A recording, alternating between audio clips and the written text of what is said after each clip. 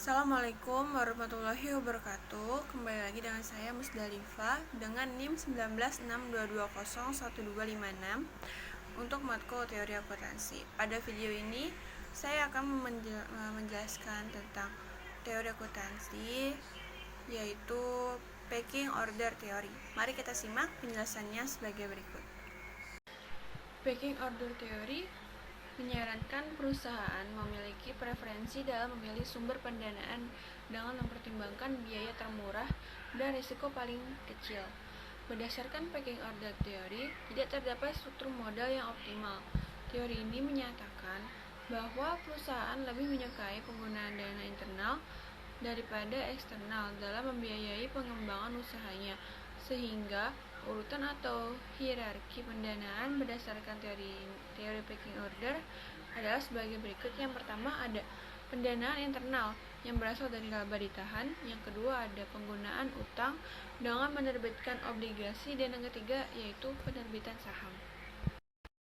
Teori ini beranggapan bahwa perusahaan yang menguntungkan atau profitable lebih sedikit menggunakan utang.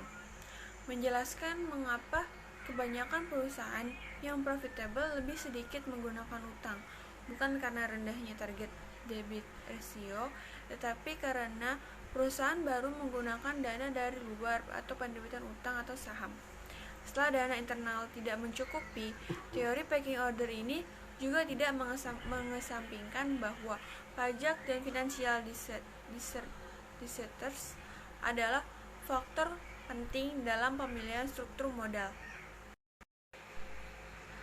Teori ini berawal dari adanya informasi asimetris antara external shareholders dengan orang dalam perusahaan yang memiliki informasi lebih baik mengenai kondisi perusahaan yang sebenarnya, dan ketidaksempurnaan pasar yang mempengaruhi sisi penawaran dari pendanaan, serta ketersediaan dan biaya yang berbeda atas berbagai sumber pendanaan. Menurut Myers tahun 1984, hal ini menyebabkan investor tidak dapat mengetahui nilai intrinsik saham baru yang diterbitkan perusahaan.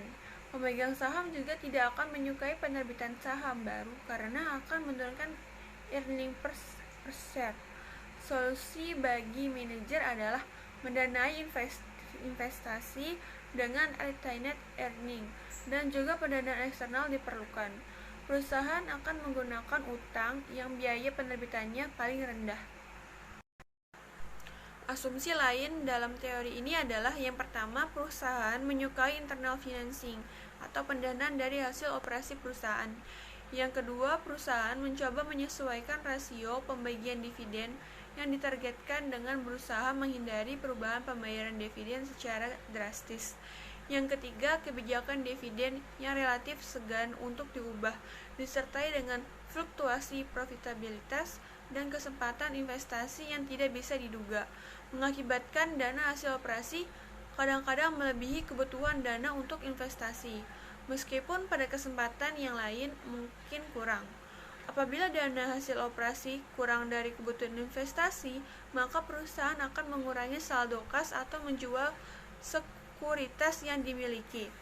Yang keempat, apabila pendanaan dari luar atau external financing diperlukan, maka perusahaan akan menerbitkan sekuritas yang paling aman terlebih dahulu, yaitu dimulai dengan penerbitan obligasi, kemudian diikuti oleh sekuritas yang berkarakteristik opsi seperti obligasi konversi, dan terakhir apabila masih belum mencukupi, perusahaan menerbitkan saham baru.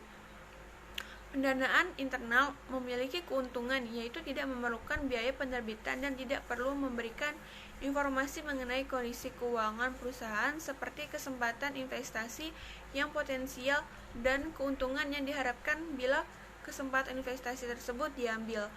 Prioritas pendanaan ini dibentuk berdasarkan pendanaan mana yang paling murah.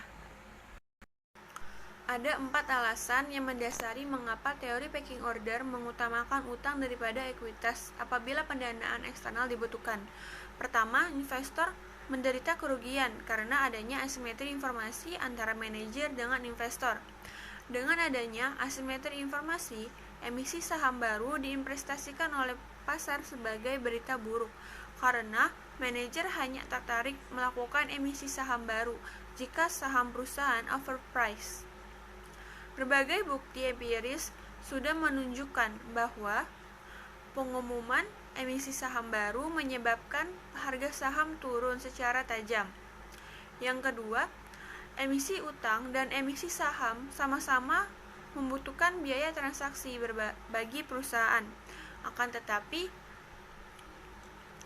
Baskin menemukan bahwa biaya transaksi emisi utang lebih rendah daripada biaya transaksi emisi saham.